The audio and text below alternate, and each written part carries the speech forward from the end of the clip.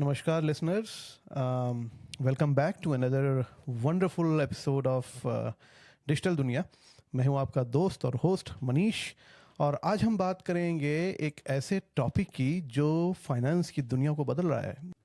जी हाँ, decentralised banking. और हमारे साथ हैं आज हमेशा की तरह हमारे प्यारे दोस्त अपूर्वा, जो हमें इस कॉन्सेप्ट को बहुत ही गहराई से समझाएंगे। अपूर्वा, स्वागत है आपका। धन्यवाद मनीष।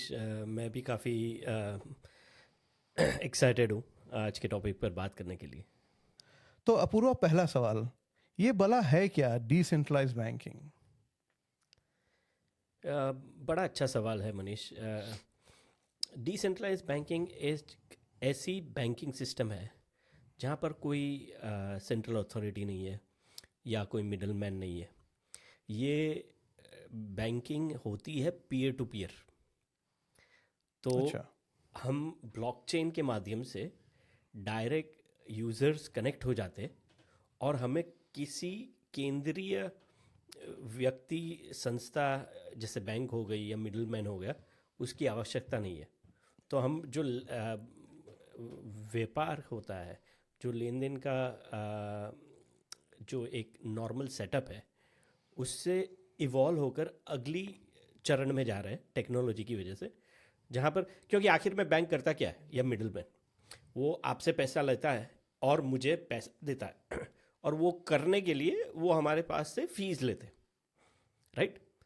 तो ये बीच वाला व्यक्ति या संस्था हट जाती है ब्लॉकचेन की वजह से, और पीयर टू पीयर हम डायरेक्ट लेन देन करते हैं।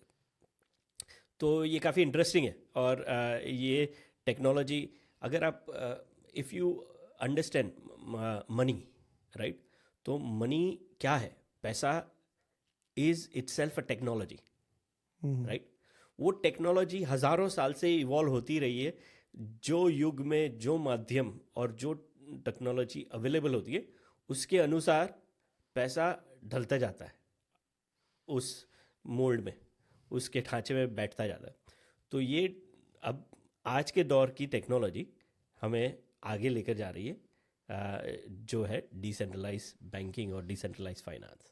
जैसे कि शोले में गब्बर अपने साथियों के साथ आता था और वो पैसे की जगह वो राशन लेके जाता था कि तुम इतने बोरियां रख दो, तुम इतने बोरियां रख दो, तुम इतने बोरियां रख दो। जी तो वो बोरियां बेसिकली कैश है। जी और हमारे गब्बर सिंह वो रिकवरी एजेंट है, और वो बोरियां लेके जा रहे हैं। बड़ा अच्छा आपने समझाया। तो अगर मैं इस तरीके से इसको समझूं कि जो किसी को अगर कैश लेना या देना है, या कोई भी एक्सचेंज ऑफ मनी, उसमें से बैंक को हम हटा दें और वो डायरेक्ट आप जिसके साथ वो लेन देन कर रहे हैं उसके साथ डायरेक्ट हो रहा है। जैसे कि फिर मैं एक बड़ा अजीब सा एग्जांपल लूँगा। काला पत्थर मूवी में अमिताभ बच्चन मजदूरी कर रहे हैं, और वो मजदूरों की लंबी लाइन लगी हुई है, जहाँ पे उनका बड़ा ही फेमस डायलॉग हुआ करता था, हम जहाँ से खड़े होते हैं लाइन वहीं से शुरू होती है। तो बेसिकली आप मजदूरी कर रहे हैं तो आपको डायरेक्ट पैसा, जिससे आपकी लेनदारी है, वो आपसे डायरेक्ट पैसा आपके पास आ रहा है। जिसको आपकी देनदारी है, आप डायरेक्ट उसको पैसा दे रहे हैं बिना किसी बैंकिंग सिस्टम के। तो ये मैं इस तरीके से समझ रहा हूँ। तो क्या मेरी समझ सही है, या मैं भटक गया इधर उधर? नहीं, ये उदाहरण सही है, बट आप जो कह रहे हो वो, उसको मैं फिर से रीइटरेट करता हूँ अपने शब्दों में। हम्म।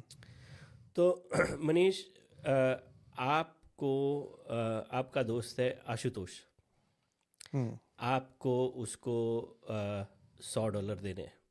तो आज के दौर में हम क्या कर रहे हैं कि आप अपने बैंक अकाउंट से, चाहे वो ऑनलाइन जाकर या बैंक में जाकर, वो ट्रांसफ़र कर रहे हैं अपने दोस्त के अकाउंट में। तो बेसिकली आप अनुमति दे रहे हैं और बैंक ट्रांसफ़र कर रही है आपकी जगह पर। अल्टीमेटली ये होता है, चाहे डिजिटल प्लेटफॉर्म पर करें आप अपनी ऐप में, फ़ोन पर बैंकिंग की, या बैंक में जाकर। मैं खुद नहीं कर रहा हूँ, मैं एक इंस्टीट्यूशन को इजाज़त दे रहा हूँ कि हाँ भाई जी, आपको मेरी इजाज़त है, ये मेरा पैसा है आपके पास, ये इस बंदे को दे दीजिए। जी जी, बिल्कुल सही। अब ये पीयर टू पीयर नेटवर्क कैसे हो गया कि जैसे डायरेक्ट आप 100 रुपये या $100 आपने आशुतोष को हाथ में दिए, वो डायरेक्ट हो गए, राइट? तो peer to peer network technology की माध्यम से हमें ये अपॉर्चुनिटी देती है, जैसे रूबरू हम हाथों हाथ कैश दे रहे थे, वही चीज़ हम डिजिटल कर रहे हैं बिना किसी मिडल मैन के। बिना किसी मिडिल मैन के। तो बेसिकली कॉन्सेप्ट वही है, डायरेक्ट लेनदार और देनदार से हम ट्रांजैक्शन आपस में कर रहे हैं, लेकिन बिना किसी ऑनलाइन ट्रांजैक्शन कर रहे हैं, डिजिटल ट्रांजैक्शन कर रहे हैं, लेकिन बिना किसी मिडल मैन के, बिना किसी बिचौलिए के। तो बड़ा ही इंटरेस्टिंग कॉन्सेप्ट है, इसके बारे में मैं बड़ा ही एक्साइटेड हूँ आगे जानने के लिए। तो इसमें एक चीज़ जो मेरे जहन में ये आ रही है, और मैंने यहाँ पे, आप मेरी नज़रें बार बार ऐसे जाती हैं क्योंकि मैंने थोड़ा होमवर्क किया है और मैंने वो कुछ क्वेश्चंस यहाँ पे लिखे हुए हैं, तो इसलिए मेरी नज़रें बार बार जाती हैं। आप ये ना सोचिएगा कि मैं आपसे नज़रें चुरा रहा हूँ। मैं आपसे नज़रें मिला के भी बात करूँगा, लेकिन थोड़ा सा मुझे रेफरेंसेस लेने पड़ते हैं। तो एक चीज़ इसमें ये भी आई थी कि डिसेंट्रलाइज बैंकिंग में लेंडिंग और बोरोइंग ये होता, जो अभी हम बात कर रहे थे, ये लेन देन, लेंडिंग ऑन बोरोइंग, वही हुआ लेन देन, ये होता कैसे, इसका एक सिस्टम थोड़ा समझाइए। तो ये जो डिसेंट्रलाइज बैंकिंग में अगर सोचो ट्रेडिशनली आप हम जो उदाहरण की बात कर रहे थे अभी, राइट? आपको आपके दोस्त को पैसे देना है, तो वो हो गया सिंपल ट्रांजैक्शन, राइट? अब आपका जो दूसरा प्रश्न है, ये होता कैसे? तो प्लेटफॉर्म्स है आज की डेट में जो ऑनलाइन है, तो आपके पास स्मार्टफोन है और इंटरनेट कनेक्शन है, आप वो प्लेटफॉर्म पर जाकर अपनी डिजिटल संपत्ति रख कर, जैसे हमने इसके पहले वाले एपिसोड डिसेंट्रलाइज फाइनेंस में बात की थी, कोलेटरल यूज़ करके आप स्टेबल कॉइन्स ले सकते हो, राइट? तो उसी तरह से ये प्लेटफॉर्म आपको ये सुविधा देते हैं, और ये मोड पर आ गए हम कि आज मैं इंट्रोड्यूस करूँगा एक वेबसाइट। तो मैं स्क्रीन शेयर कर रहा हूँ आपके साथ, और हम ये वेबसाइट को देख रहे हैं, ओके? मुझे बताना आपको जब पेज दिख रहा है। कुछ तो आ रहा है, आ गया। तो जो हमारी चर्चा पॉडकास्ट के पहले भी हुई थी, राइट, कि इतना डाटा अवेलेबल है, राइट? तो ये इतना ट्रांसपेरेंट है कि हमें इतना सब कुछ सामने दिखाई देता है। तो ये बेसिकली है, वेबसाइट का नाम है DeFi Llama, राइट? DeFiLlama.com। तो बिकॉज ये ब्लॉकचेन पर ये सब चीज़ें होती है डिसेंट्रलाइज फाइनेंस की, तो पूरा data up to date, minute दर मिनट अप टू डेट होता है। तो ये फ्रंट पेज है DeFi Llama का।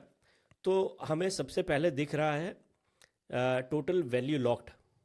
तो आज की मिनट ये क्षण पर $41.2 बिलियन हर तरह के प्रोटोकॉल्स पर लॉक्ड है डिसेंट्रलाइज फाइनेंस में। थोड़ा सा आसान शब्दों में अगर मैं समझना चाहूँ कि ये जो आपने बोला कि $41.2 बिलियन जो हम इस वक्त देख रहे हैं स्क्रीन पर, ये लॉक्ड है, तो वैल्यू लॉक्ड का एक हमारे जो लिसनर्स को लेमैन की लैंग्वेज में थोड़ा सा अगर समझाएं तो अच्छा रहेगा। तो ये डिजिटल संपत्ति यहाँ पर ये प्लेटफॉर्म्स पर डिपॉजिट की गई है।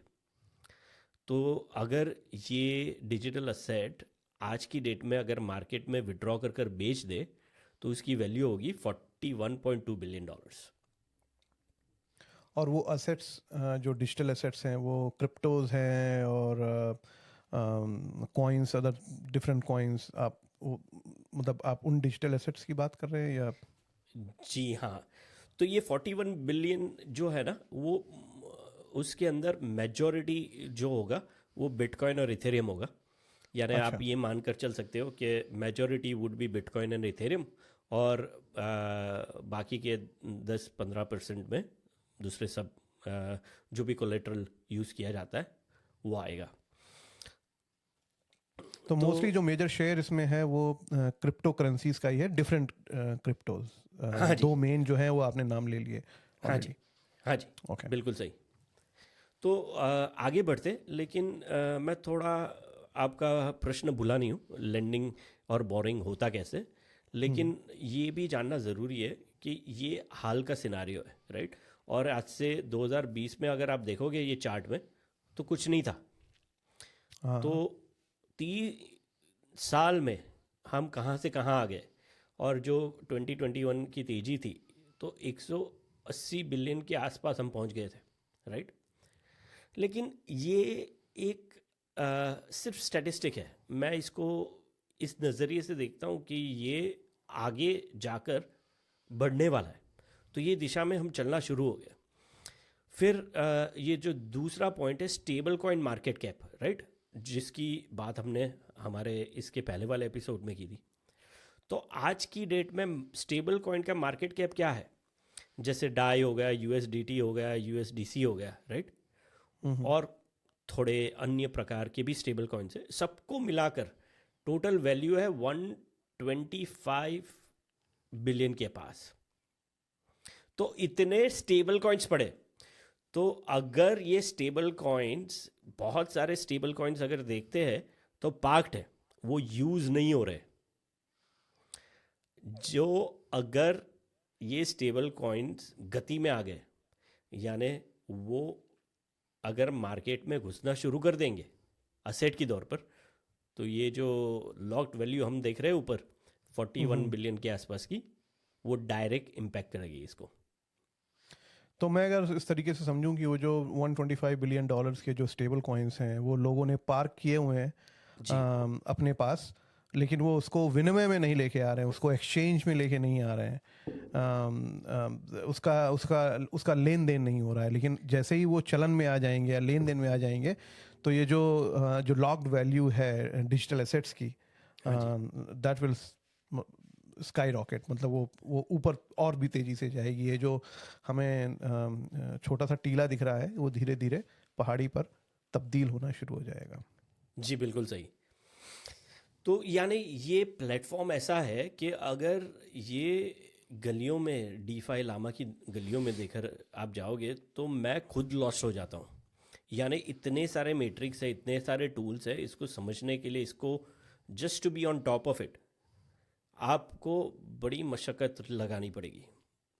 पेशेंस चाहिए, टाइम चाहिए, और उसको समझने के लिए का अभ्यास चाहिए। तो ये बहुत ही पावरफुल टूल है डिजिटल दुनिया के लिए और वेब3 के लिए।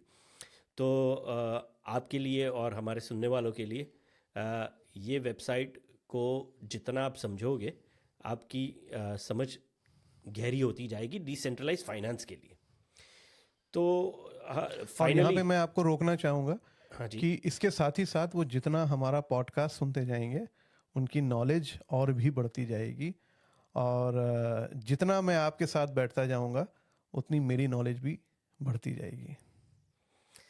Thank you Manish. कोशिश यही है, आशा करता हूँ कि हम सुनने वालों को और आपको वैल्यू पेश कर सके, या वैल्यू नॉलेज के फॉर्म में प्रोवाइड कर सके।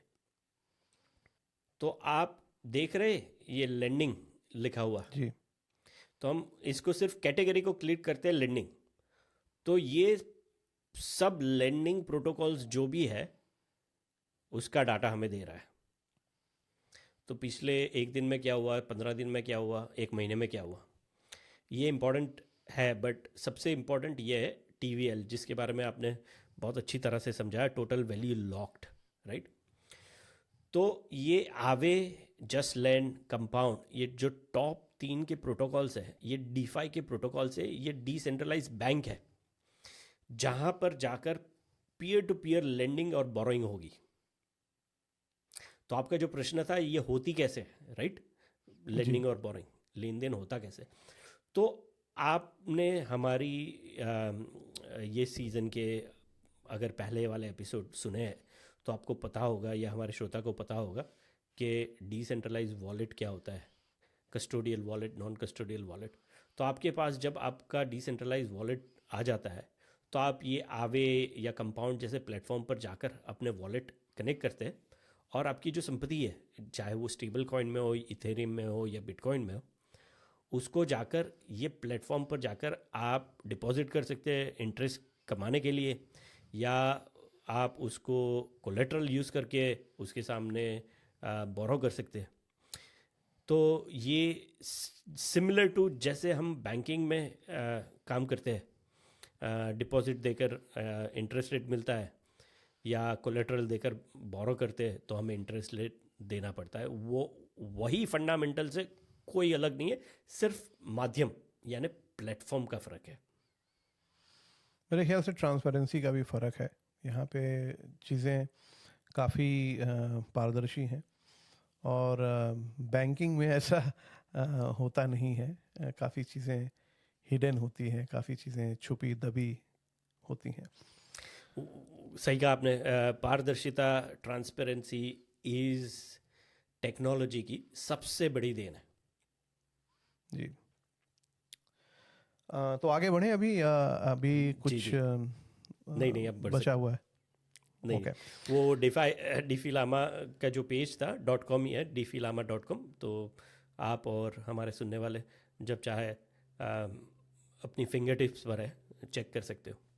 जी बिल्कुल, मैं ये बड़ा अच्छा, मैं इसको अपने फ़ोन पे मैं उसको बुकमार्क कर लेता हूँ, और खाली टाइम पे मैं इसको बीच बीच में ऐसी जानकारी देते रहा करिए। कोई ऐसे अगर आपको हैंडल्स याद आ जाएं ट्विटर पे या तो वो भी हमारे जो सुनने वाले हैं उनको, या हमारे दर्शक हैं क्योंकि हम यूट्यूब पे भी हैं, तो उनको बताते रहें तो बड़ा अच्छा रहेगा। खैर, आगे बढ़ते हैं। ये इसका आपने बताया कैसे होता है, और इसके इसके कोर जो बेनिफिट्स हैं, उसका जो मूलभूत इसके फायदे हैं वो क्या हैं, एक एक आम भाषा में अगर समझना चाहें तो।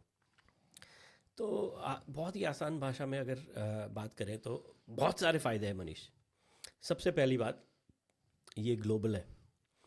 तो आप का बैंकिंग, आप जो शहर में, जिस प्रांत में, जिस देश में रहते हो, उससे डिटरमाइंड होता है हम्म, आज की डेट में, राइट। बट जी ये Web3 में, डिजिटल दुनिया में, ये ग्लोबल हो जाता है। तो आप कहीं पर भी हो सकते हो और आपका अकाउंट कहीं पर भी हो सकता है। तो ये एक बहुत ही आसान शब्दों में एक बात मैंने कही। दूसरी बात, आपको कई बार हम जानते हैं कि कई बैंक्स में जाते हैं, अकाउंट खोलना होता है तो आपको एक सर्टन लेवल का सोशल इकोनॉमिक स्टेटस होना चाहिए, तो आपका बैंक का अकाउंट खुलता है, राइट। क्रेडिट कार्ड चाहिए तो एक सर्टन अमाउंट की आपकी क्रेडिट बिल्डअप होनी चाहिए, मॉर्गेज चाहिए तो भी एक आपकी। तो ये सब चीज़ें Web3 की दुनिया में, डिजिटल दुनिया में आने वाले समय में ये हट जाएगी। तो मेरिट, या आपके पास इंटरनेट कनेक्शन है और आपके पास स्मार्टफोन है, तो आप पार्टिसिपेट कर सकते हैं ये इकोनॉमी में। तो जैसे हम इंडिया की बात करते हैं, राइट, मोदी जी ने अकाउंट के पीछे, डिजिटल अकाउंट की वजह से कितने सारे लोगों को बैंकिंग सिस्टम के अंदर लेकर आए, राइट। ये तो एक देश था सिर्फ। आप सोच नहीं सकते इतने सारे, करीबन जो मुझे समझ है और मुझे पता है, world population is about 8 billion people, right. उसके अंदर बिलियंस ऑफ पीपल है जिनके पास बैंकिंग का एक्सेस नहीं है। अगर आप सहारा के डेजर्ट में हो या अफ्रीका के कोई छोटे से मुल्क में हो, आपके पास बैंक अकाउंट नहीं होगा, या बैंक आप कभी गए नहीं होंगे, लेकिन आपके हाथ में स्मार्टफोन होने के चांसेस ज़्यादा है और आपके पास इंटरनेट कनेक्टिविटी होगी। जी, ये बिल्कुल बहुत बहुत सही बात कही आपने, बिल्कुल सही है कि स्मार्टफोन होगा, इंटरनेट होगा, भले ही आपके पास खाने को ना हो। तो ये भी एक बहुत ही इम्पोर्टेंट चीज़ है। फ़ायदा तो है, लेकिन फ़ायदे से ज़्यादा it aligns with your basic right of getting access to finance. ये बहुत ही इम्पोर्टेंट चीज़ है। तो ये हो गया एक और पहलू इसका। और तीसरा पहलू मैं समझता हूँ मनीष, जो हम काफ़ी, आपने अभी बात की थी ट्रांसपेरेंसी की, क्योंकि ये ट्रांजैक्शन होते हैं ब्लॉकचेन पर, हम्म तो ये हो जाते हैं कंप्लीटली पारदर्शी यानी ट्रांसपेरेंट। हम कभी भी कहीं पर भी जाकर चेक कर सकते हैं किसने क्या ट्रांजैक्शन किया है, राइट। अगर मैं अपनी बात करूं, मुझे आपका एड्रेस नहीं पता, तो मुझे ये नहीं पता कि मनीष का ट्रांजैक्शन क्या हो रहा है, राइट। लेकिन उसके सूत्रधार मैं कहीं पर भी चेक कर सकता हूँ। तो ये आपने डिसेंट्रलाइज बैंकिंग के जो प्लेटफॉर्म है आवे और कंपाउंड, हमने अभी जो देखे, तो हम चेक कर सकते हैं कि आवे में टोटल फंड्स कितने हैं। तो हमें दिखाई हम्म दिया करीबन 5 बिलियन के आसपास पैसे, डॉलर्स पड़े हुए हैं वहाँ पर, राइट। अगर हम्म वहाँ से कम हुए, राइट, तो वो भी दिख जाएगा। तो हम्म वो एक तो कोई उसको नियंत्रण नहीं कर रहा है, बिकॉज वो सिक्योर हो गया, वो ब्लॉकचेन के माध्यम से हमने उसको बहुत ही सिक्योर कर दिया, और दूसरा ट्रांसपेरेंट हो गया। तो ये बहुत बहुत बड़ी उपलब्धि है ये टेक्नोलॉजी की, जो आज की डेट में हम ट्रेडिशनल फाइनेंस में हमें ढूंढने पर भी नहीं मिलेगी। अच्छा, यहाँ पे एक चीज़ मैंने नोटिस करी कि यहाँ पे भी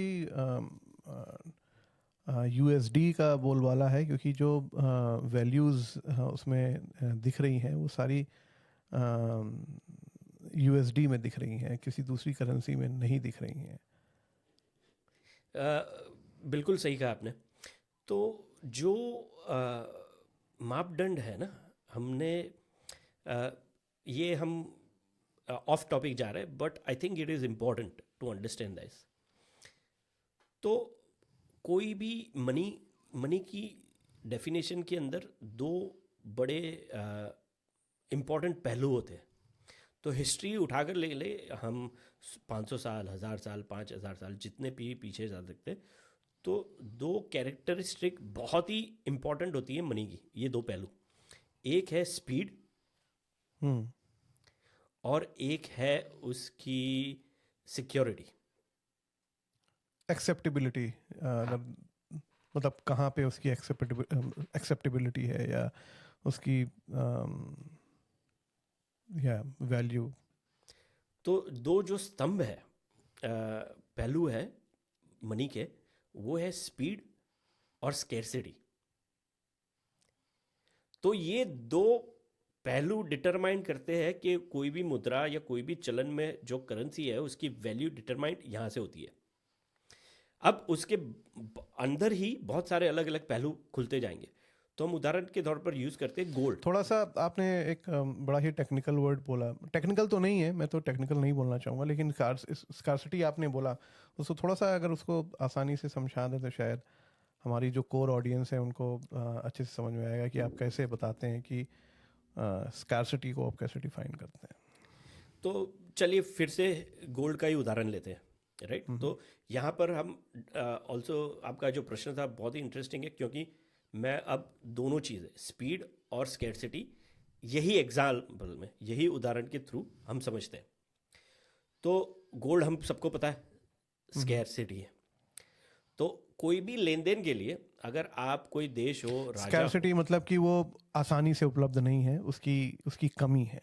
हो, जी, तो मैं ओके, जब चाहूँ जितना चाहूँ वो सोना मैं पैदा नहीं कर सकता हूँ, नहीं कर सकता जी। राइट।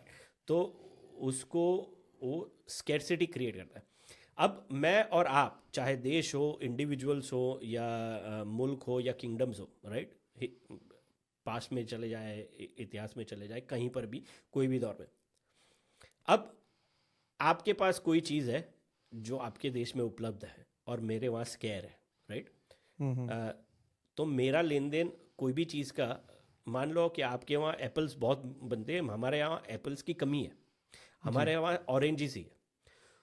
तो हम दोनों एप्पल और ऑरेंजेस में डील नहीं कर सकते, क्योंकि हर एक पार्टी को लेवरेज है कि आप जब चाहे जितने सारे एप्पल ला सकते हैं ट्रांजैक्शन में, हम्म और मैं ऑरेंज से ला सकता, तो वो बहुत ही इम्बैलेंस ट्रेड हो जाती है। लेकिन अगर हम दोनों का जो ट्रेड का माध्यम है वो स्केर हो, जो दोनों के पास कम हो या लिमिटेड हो। रेशम, हाँ, रेशम का एग्जांपल लेते हैं, जो पहले होता था रेशम जी, से ट्रेड्स होते थे कि भाई जी, मैं आपको इतना रेशम रेशम दूंगा और आप इतने मसाले हमको दे दीजिए। जी। तो वो टेक्नोलॉजी समय के साथ बदलती गई, फिर एक दौर आ गया कि अब सोने पर पहुंच गए, क्योंकि सोना मेरे लिए और आपके लिए, दोनों के लिए, चाहे कंट्री हो या व्यक्ति हो, हर किसी के लिए बहुत ही लिमिटेड सप्लाई में है। तो वो हमें इवन प्लेटफॉर्म दे रहा था लेन देन करने के लिए, राइट। तो ये हो गया उदाहरण स्कैरसिटी का समझने के लिए। अब हम बात करते हैं स्पीड के। तो गोल्ड को हम बहुत ही स्लो मनी कहते हैं। क्यों? अगर आपके पास 10 किलो सोना है और आपको ट्रांजैक्शन मेरे साथ करना है और मैं बैठा हूं दुनिया के दूसरे कोने में, तो आप 10,000 किलो सोना लेकर नहीं घूम सकते। जी। तो वो मनी को डिफाइन कर लेता है स्नोर है। तो फास्ट फॉरवर्ड हम पिछले 70-80 साल में आ जाते हैं, राइट। जो पेपर मनी का चरण शुरू होता है आज की डेट में डॉलर्स। तो डॉलर्स दुनिया भर के लिए स्कैर्स है। अमेरिका के लिए हो ना हो, वो जब चाहे प्रिंट कर सकते हैं, बट क्योंकि हर एक के पास डॉलर स्कैर है और जो वर्ल्ड में ट्रांजैक्शन हो रहे हैं वो डॉलर में हो रहे हैं, क्योंकि हर किसी के पास स्कैर है। तो चाइना बोलेगा कि यार मेरे को यूएस के अलावा हर कहीं पर मैं फेयर गेम खेल सकता हूँ। इंडिया सोचेगा कि मैं हर कहीं कोई भी कंट्री के साथ फेयर गेम खेल सकता हूँ यूएस के सिवा, राइट। तो दो चीज़ें फिर से आ गई स्पीड और स्कैरसिटी। तो most of the boxes scarcity वाले हर देश में टिक हो जाते हैं, और स्पीड जो हमने टेक्नोलॉजी की बदौलत पिछले 70-80 साल में जो ट्रांसफ़र ऑफ डॉलर है वो बहुत ही फास्ट कर दिया है। चाहे आपको फिजिकल लेकर जाने की ज़रूरत नहीं, बैंक टू बैंक आप साइन कर रहे हैं, तो वो मोबिलिटी बढ़ जाती है, तो उससे उसको गति मिलती है, स्पीड, राइट। तो इसलिए ये मनी के चलन में हमने डॉलराइजेशन जो देखा वो हुआ। अब क्या हो रहा है कि हम वेब 3 की दुनिया में, डिजिटल दुनिया में हम जा रहे हैं पीयर टू पीयर ट्रांजैक्शन।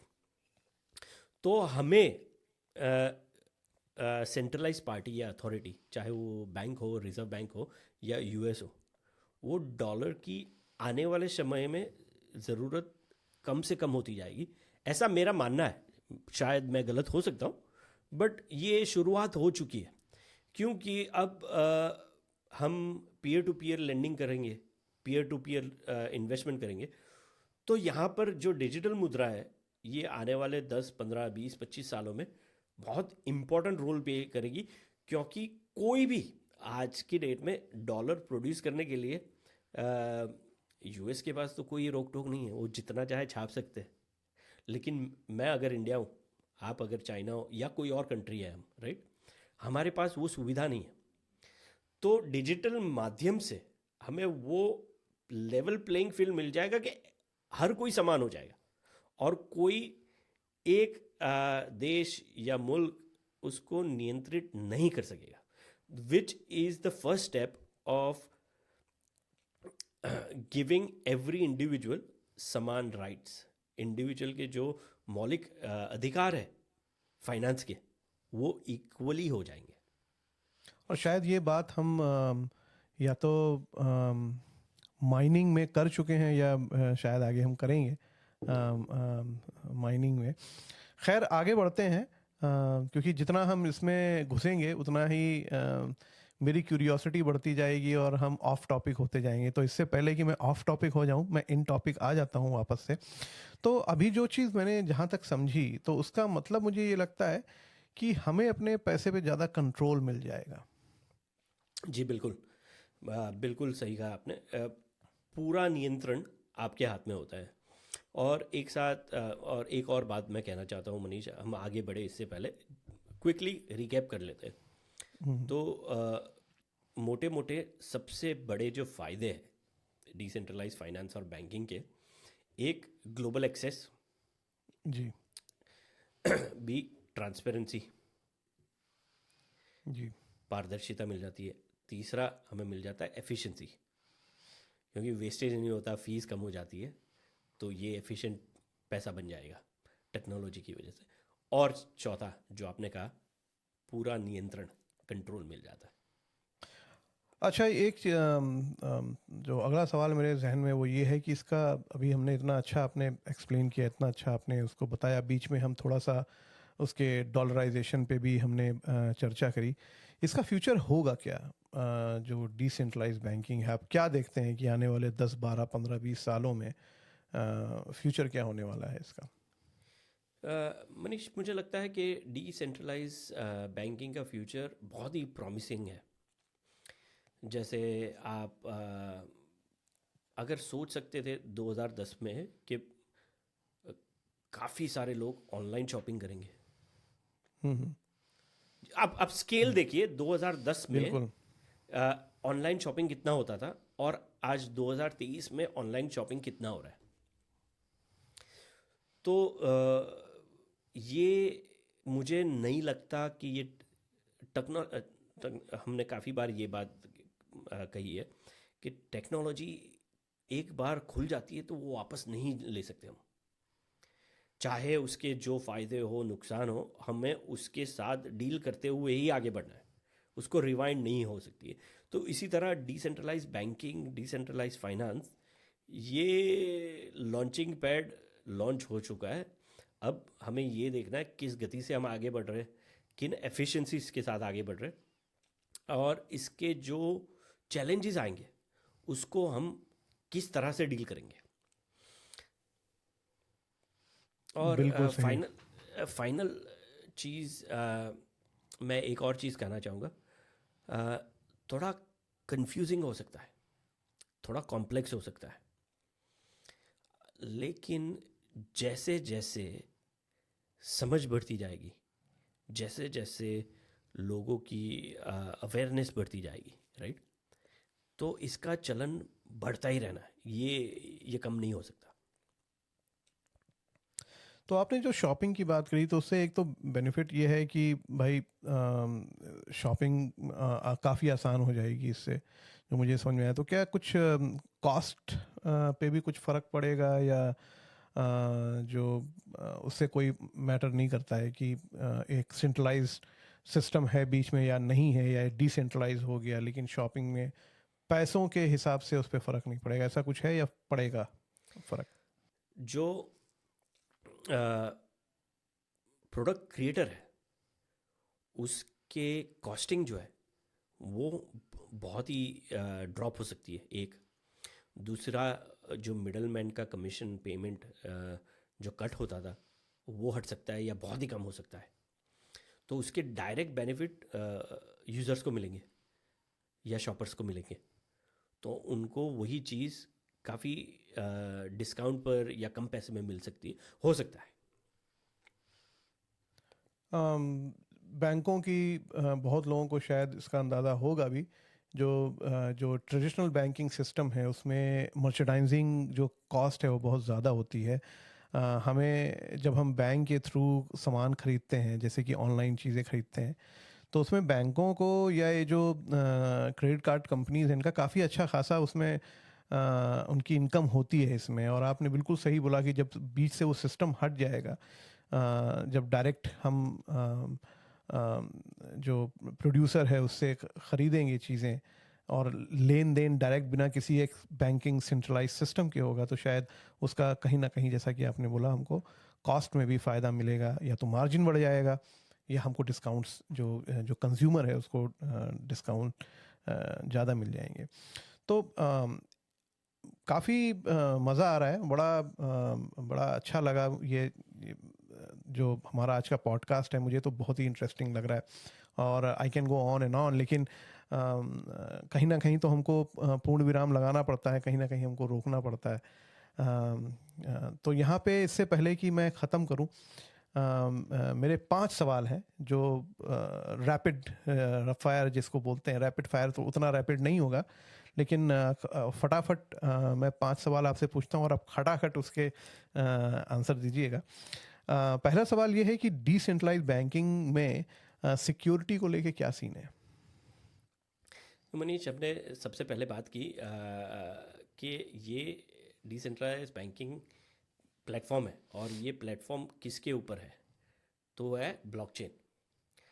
तो चैलेंजेस आ सकते हैं सिक्योरिटी के, बट जो हाल का ढांचा है उससे बहुत ज़्यादा सिक्योर है ये। जी, समझ गया मैं। क्या डिसेंट्रलाइज बैंकिंग में इंटरेस्ट रेट बेटर हो सकते हैं या वर्स्ट हो सकते हैं? इंटरेस्ट रेट, जैसे मैं समझता हूँ, थोड़ा इकोनॉमिक्स पढ़ा हुआ भी है, काम भी किया हुआ है, तो इंटरेस्ट रेट आपका डिटरमाइंड होता है डिमांड सप्लाई से, राइट? तो अगर डिमांड सप्लाई की मैकेनिज्म क्या होती है, चाहे वो ब्लॉकचेन हो या ट्रेडिशनल फाइनेंस हो, वही तय करता है। तो आई कांट से कि इससे कोई फ़ायदा होगा या कोई नुकसान होगा, ये ज़रूरियात के ऊपर निर्भर रहेगा। जी। अच्छा, एक चीज़ ये है कि जो गवर्निंग अथॉरिटीज़ हैं, गवर्नमेंट्स हैं, बैंक है, सरकार है, इनका क्या कंट्रोल रहेगा इसमें? हमें क्या इनकी ज़रूरत पड़ेगी इसके लिए? ये आप हमारे ये सीज़न के पॉडकास्ट में हमने एक एपिसोड किया था जिसमें मैंने और व्योमा ने डिस्कस किया था नेटवर्क स्टेट। तो मैं ये मानता हूँ कि गवर्नमेंट इन्वॉल्व रहेगी। मेरा ये मानना है कि गवर्नमेंट का रोल जो है ना वो चेंज हो सकता है, लेकिन जो मिडलमैन्स हैं जिन्होंने सिर्फ बीच में रहकर फ़ायदा उठाया है सिस्टम का, राइट, उसका मुझे नहीं लगता है कि लंबा फ्यूचर हो सकता है, क्योंकि ये टेक्नोलॉजी हमें इतना कनेक्ट कर रही है। तो हमें वो, चाहे आप अमेरिका में बैठे हो, इंडिया में हो, यूएस में हो, या ऑस्ट्रेलिया में हो, कहीं पर भी हो, एक स्मार्टफोन और एक इंटरनेट आपको किसी के साथ कनेक्ट कर रहा है। तो जो मिडल मैन की जो डेफिनेशन है और जो ज़रूरत है जिसे हम वो बहुत ही कम होती जाएगी और बहुत ही फास्ट निकल जाएगी, ये मेरा मानना है। जी। अब चूंकि टेक्नोलॉजी पे सब कुछ निर्भर है, आज भी सिस्टम्स क्रैश होते हैं, बैंकिंग सिस्टम क्रैश होते हैं, यहाँ पे क्या खतरा है उसका? तो जैसे बिफोर ये डिस्क्लेमर है कि जो हमारे हाल के फाइनेंस सिस्टम में रिस्क है उससे काफ़ी कम हो जाती है टेक्नोलॉजी की वजह से रिस्क। कहने का मतलब ये है कि ये फुल प्रूफ नहीं है, बट हाल के मॉडल से बहुत ही बेटर हो जाते हैं।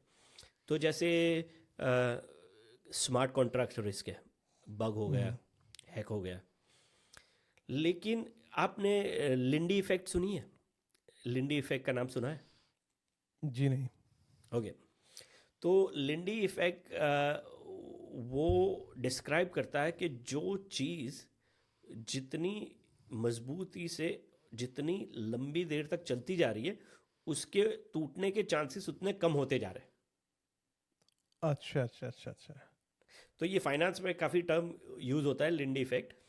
तो ये आपको समझना चाहिए कि ये डिसेंट्रलाइज फाइनेंस शुरू हुआ 2020 से।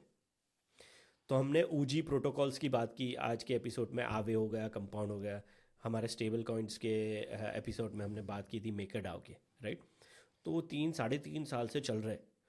तो उनकी लिंडी इफेक्ट बढ़ती जा रही है क्योंकि वो ज़्यादा से ज़्यादा रोबस्ट हो रहे हैं, क्योंकि उनके ऊपर पिछले 3 साल में क्या कुछ नहीं फेंका गया उसको तोड़ने का, उसको हैक करने का। क्योंकि जो चीज़ चलती है तो उसके तोड़ने वाले भी बैठे हुए हैं, वो नेगेटिव वे में काम कर रही ही होती, लेकिन वो रोबस्ट परफॉर्म करते जा रहे हैं। तो लगता तो नहीं है कि हो सकता है, बट आगे जाके हो भी सकता है। और अगर होता है तो ये सिस्टम को और ज़्यादा बेहतर बनाएगा जी, क्योंकि हमें पता चल जाता है। लिंडी इफेक्ट में थोड़ा सा एक मजाक के तौर पे लिंडी इफेक्ट में देख रहा हूँ 2014 से जो शुरू हुआ था, दो जगह मैंने वो इफेक्ट देखा है कि वो चलता जा रहा है। 2019 में भी वो और मजबूत हुआ, लेकिन उसके साथ ही साथ जो ऑपोजिट उनका जो एक व्यक्तित्व है वो भी मजबूत होता जा रहा है और ये भी मजबूत होते जा रहे हैं। और लिंडी इफ़ेक्ट को काफ़ी सारी एक बहुत ही मज़ेदार किताब है, आई अभी रिसेंटली अगस्त में ही लॉन्च हुई है। आपने जैसे बताया था उदाहरण देने के लिए, और मेरे जहन में अभी आ गया, जिसका नाम है ब्रोकन मनी। और लिन ऑल्डन की किताब है, और वो फाइनेंस और पैसे के बारे में उनका जो अंडरस्टैंडिंग है, उनका जो लर्निंग है। मैं किताब ये मेरे टू रीड लिस्ट में है अभी, तो उनको मैं काफ़ी उनका सब्सक्राइबर हूँ, उनके न्यूज़लेटर्स पढ़ते रहता हूँ, और वो कभी भी कोई चीज़ छोटी नहीं लिखते। तो आपको उनका न्यूज़लेटर पढ़ने के लिए कम से कम आधा घंटा चाहिए, क्योंकि बहुत विस्तार से, बहुत खोल के पैसों के बारे में बात करते हैं। और वो जो लास्ट 70-80 ईयर्स के मनी की दशा है वो समझाते अपने कॉन्टेक्स्ट में। और हालांकि ये किताब में तो ये बहुत इतिहास से शुरू हो रहा है, मनी क्या है और हम डिजिटल मनी की ओर पर जा रहे हैं, तो वो क्या हो सकता है। तो इसके बारे में तो आपके लिए और हमारे सुनने वालों के लिए, अगर आपको पढ़ने का शौक है तो do look up Lyn Alden the Broken Money. बहुत अच्छा। और आखिरी सवाल हमारे आज के पॉडकास्ट का वो ये है कि जो डिसेंट्रलाइज बैंकिंग है, इसमें किस तरीके की जो करेंसीज हैं उनका उनका यूज़ होता है? तो जैसे हमने इसके पहले वाले एपिसोड में, स्टेबल कॉइन वाले एपिसोड में बात की थी कि सबसे पहले तो स्टेबल कॉइन्स, तो स्टेबल कॉइन्स ऑलरेडी बहुत बड़े बड़े एक्सपेरिमेंट, यानी हम पॉडकास्ट बनाते हैं हफ्ते में एक बार या दो बार, उतनी देर में बहुत सारे चेंजेस हो गए होते, क्योंकि ये इतनी गति से फैल रहा है। तो पहले ही जब शुरुआत हुआ था तो stable coins were generally backed by gold, US treasury, या तो फिर इथेरियम और बिटकॉइन। अब शुरू हो गए यूरो से। तो मुझे नहीं लगता कि ये कहीं पर जाकर रुकेंगे, एज लॉन्ग एज हम कोई भी कोलेट्रल यूज़ कर सकते हैं जिसकी वैल्यू है। अगेन दो चीज़ पर हम पहुंच जाते हैं, स्पीड और स्कैरसिटी है। स्कैरसिटी। तो वो माध्यम के ऊपर स्टेबल कॉइन आ सकते हैं। तो आपका प्रश्न जो था, और कोई करेंसीज हो सकती है, तो ये फाइनल पॉइंट मैं बताना चाहूँगा। बहुत ही हैवी लोडेड हो गई है इन्फॉर्मेशन, लेकिन फिर भी एक लास्ट पॉइंट। तो क्रिप्टो करेंसी और टोकन के बीच का फ़र्क हमने ऑलरेडी एक आगे पहले वाले एपिसोड में बात कर ली है, लेकिन ये फिर से रीइटरेट करना चाहता हूँ, फिर से हमारे सुनने वालों को बताना चाहता हूँ। तो जो ब्लॉकचेन होती है, जैसे बिटकॉइन हो गया, इथेरियम, वो सेपरेट ब्लॉकचेन है। उनकी जो करेंसी होती है उसको कहते हैं क्रिप्टो करेंसी। लेकिन वो ब्लॉकचेन के ऊपर, जैसे इथेरियम के ऊपर मेकरडाओ डिसेंट्रलाइज फाइनेंस का जन्म हुआ, तो ये डिसेंट्रलाइज फाइनेंस के ऊपर जो प्रोटोकॉल है, जैसे मेकरडाओ हो गया, आवे हो गया, कंपाउंड हो गया, तो उनकी जो होती है उसे हम टोकन कहते हैं, क्योंकि वो प्रोटोकॉल के लिए ही है। तो वो हो जाती है टोकन, और क्रिप्टो करेंसी हो जाती है जो ब्लॉकचेन को चलाने के लिए आपको चाहिए।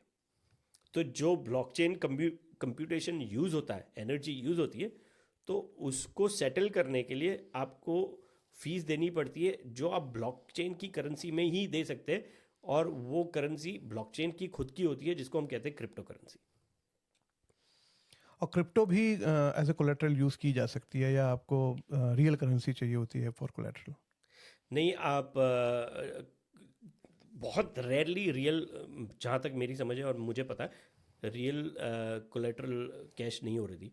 आप फियाट जिसे हम कहते हैं, आपकी लोकल मुद्रा, उसको जब Web3 में लेकर जाते हैं तो आप उसको तो आप स्टेबल कॉइन्स के थ्रू। हाँ, तो स्टेबल कॉइन्स या बिटकॉइन, इथेरियम या कोई भी प्रोजेक्ट चूज़ कर सकता है कौन से टोकन को उन्हें यूज़ करना है या क्रिप्टो करेंसी को यूज़ करना है। जी। तो लिसनर्स, आज हमें बहुत कुछ नए कॉन्सेप्ट्स सीखने को मिले। धन्यवाद अपूर्वा।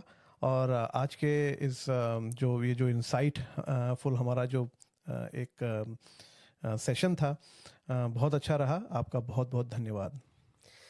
थैंक यू मनीष, मुझे भी बहुत मज़ा आया। और आपको और हमारे सुनने वालों को, आपके पास कोई भी क्वेश्चन है या आपको कुछ भी पूछना है तो हमें ट्विटर पर फॉलो करिए और पोस्ट द क्वेश्चन।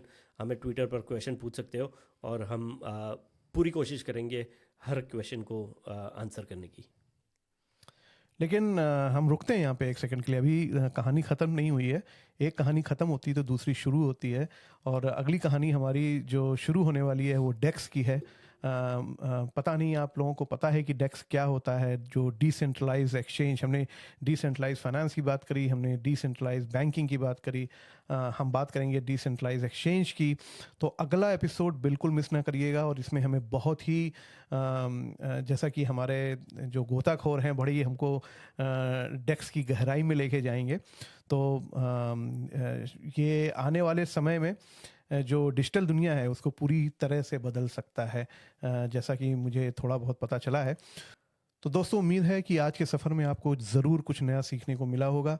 तो हमें फॉलो करते रहिए और डिजिटल मजीद खजानों की खोज में अगली बार तक सवाल करते रहो, एक्सप्लोर करते रहो डिजिटल दुनिया। इस चैनल पर दी गई जानकारी सिर्फ इन्फॉर्मेशन पर्पस के लिए है और ये कोई प्रोफेशनल एडवाइस नहीं है।